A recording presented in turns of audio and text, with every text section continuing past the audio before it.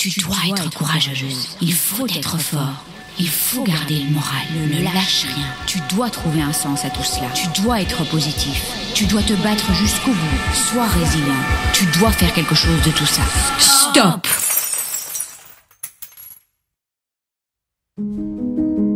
Et si on brisait le cercle de ces injonctions incessantes?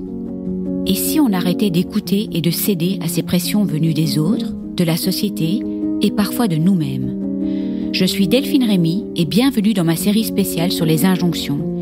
Une série pour questionner, réfléchir et surtout se libérer. Pas de pression, pas de il faut, pas de tu dois. Ici, on prend le temps de se poser, le temps de déconstruire et surtout le temps d'être doux avec soi-même.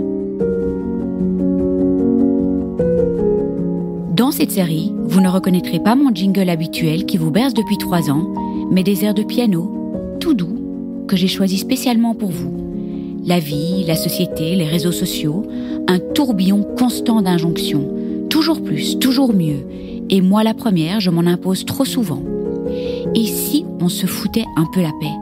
Et si on se laissait bercer par la musique, par ces notes de piano, tantôt graves, tantôt aiguës, pour s'apporter un peu de douceur au milieu de nos to-do list, de nos obligations et de nos devoirs? Alors installez-vous confortablement, laissez-vous porter et surtout, laissez les injonctions derrière vous. Je vous souhaite une bonne écoute.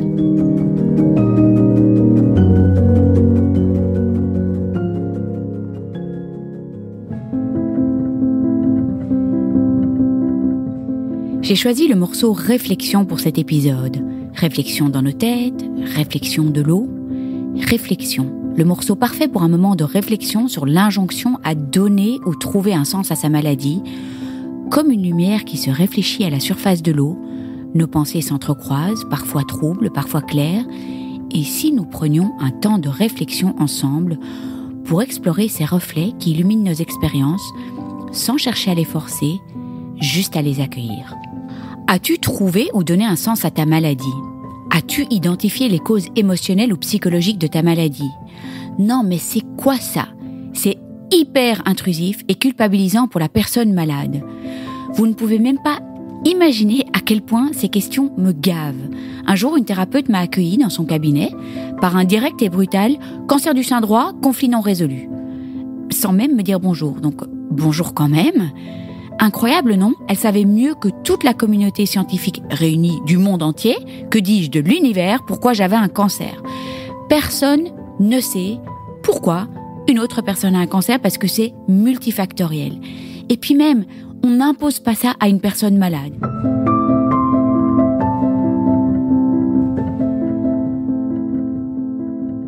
Hier, j'étais à un cocktail et il y a une personne qui m'a dit « Ah ouais, mais je suis sûre que ton cancer vient de... » Bref, je vais pas vous donner les trucs.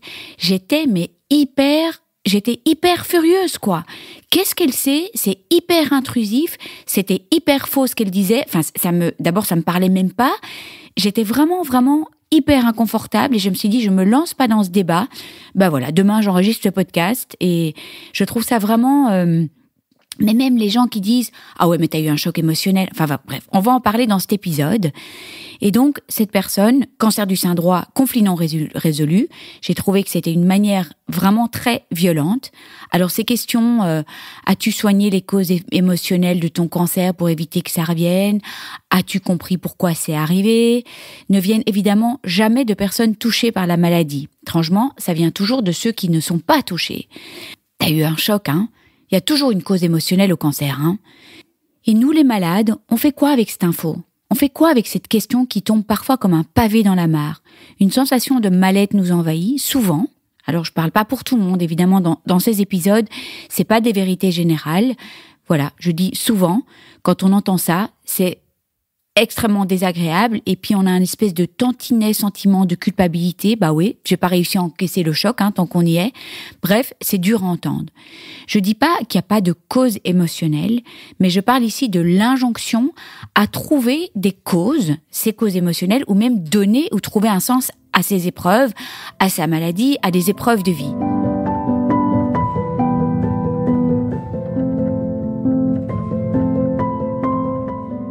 Alors oui, au début, je me suis posé la question, qu'est-ce que j'ai bien pu faire de mal, évidemment, pour attraper ce cancer? Vie trop stressante, trop de projets, un petit verre de pinard en trop le soir, pas assez de sport, mais heureusement, ma scénologue m'a sauvée et elle m'a remise à ma place, en fait, en me disant, écoute Delphine, maintenant, on va avancer ensemble, ne perds pas ton temps avec ça, c'est multifactoriel, il y a 1 femme sur 8 qui sont touchées, donc on va avancer ensemble. Je répète et je le répéterai encore souvent que je vous parle ici de mon expérience personnelle, donc c'est absolument pas une vérité générale ou un conseil à suivre. Je parle aussi au nom de toutes les personnes que j'ai interviewées, donc avec qui j'ai partagé, mais on est tous uniques et on a tous des histoires totalement différentes et des besoins différents. Alors évidemment que j'ai été me balader un petit peu du côté des traumas et des très très grosses blessures d'enfance, d'adolescence et d'adultes aussi. Je peux tous les identifier, les traumas, les blessures, et certains étaient bien trash, mais qui n'en a pas eu en fait? Honnêtement, quelle est la personne qui n'a pas eu la moindre difficulté ou une épreuve de vie extrêmement compliquée? Et pourtant, on n'a pas tous un cancer. Personnellement, j'ai refusé de perdre du temps avec le pourquoi du comment. Je trouvais que c'était hyper culpabilisant. Pour moi, ça semblait un peu inutile et je nuancerai ceci juste après parce que c'est pas vrai pour tout le monde et je trouvais que c'était un sacré gouffre d'énergie. À ce moment-là, il fallait que j'avance avec la première opération et la batterie de tests et l'agenda de ministre à l'hôpital. Alors c'est clair que automatiquement et assez naturellement, je me suis dit au début, donc de mois à mois, que je n'aurais peut-être plus la même vie qu'avant, aussi active, aussi chargée. Ben voilà, on est 5 ans plus tard et ma vie est aussi active et chargée avec des projets que j'adore. Donc vraiment, tout ça, c'est hyper personnel.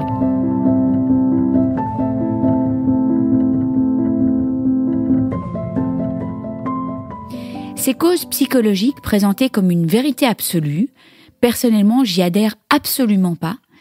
Et quand c'est imposé comme une injonction, alors là, mon Dieu, ça m'irrite et ça me fâche. Vous vous imaginez cette question pour mes copines métastatiques? Dis, t'as compris les causes émotionnelles et psychologiques de ton cancer et pourquoi il est revenu se loger dans tes poumons, tes os, ton foie ou ton cerveau? C'est totalement indécent. Totalement indécent. Alors vous imaginez poser la question des causes psychologiques à quelqu'un qui a la maladie de Charcot, à une personne qui a la sclérose ou de l'endométriose, qui est bipolaire ou schizophrène? Alors vraiment, s'il vous plaît, on arrête avec ça. Et pourquoi devrait-on trouver ou donner un sens à sa maladie ou à la maladie? Pour moi, le cancer, toute maladie mortelle ou toute épreuve épouvantablement douloureuse n'ont absolument pas de sens. Ça, c'est mon expérience personnelle. Toutefois, alors c'est là que je viens nuancer, chercher un sens à la maladie ou à l'épreuve peut être extrêmement pertinent pour certains. Et si c'est le cas, je les encourage de tout cœur. Et vraiment, si cela aide quelqu'un à avancer, je dis oui, 1000 fois oui. Certaines personnes créent même des petites théories personnelles qui leur donnent la force de continuer. Si je prends par exemple un exemple de quelqu'un qui dirait j'ai attrapé cette maladie parce que j'étais en froid avec mon père et tout ça m'a permis de renouer avec lui et d'être en paix. Ou un autre, par exemple, qui pourrait dire j'ai attrapé cette maladie parce qu'il était temps que je change de vie, de job, d'amoureux, enfin que sais-je, et que ça a permis à la personne de se libérer de chaînes qui l'emprisonnaient dans quelque chose de toxique. Bon, je prends des exemples en l'air, enfin pas si en l'air parce que c'est vrai que je les ai entendus dans le podcast. Parfois, vraiment, ça peut aider la personne. Et parfait si ça aide la personne. Tout ce qui peut aider à passer à travers la tempête.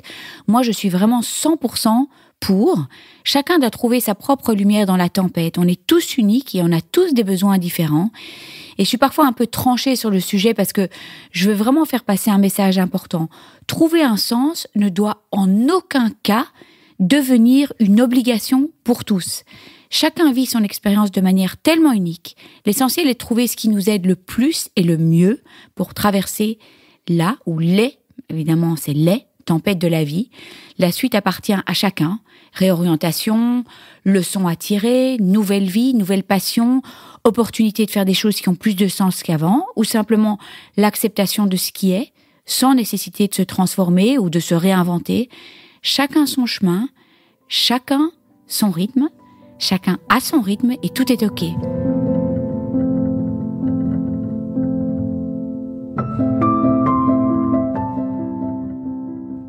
Au Au début de mon parcours en coach, je me suis royalement plantée dans le choix de mes mots. Je me suis entendue dire « écrire un livre ou démarrer un podcast m'ont permis de donner un sens à la maladie ». En fait, non, pas du tout. C'est pas la maladie elle-même qui a pris un sens, mais plutôt ce que j'ai fait ensuite, et notamment ma réorientation professionnelle, qui a commencé à avoir plus de sens pour moi. Donc la nuance est cruciale, c'est pas du tout la même chose.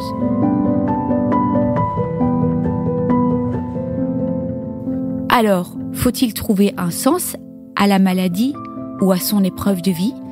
Est-ce que cette injonction vous sert ou vous enferme ?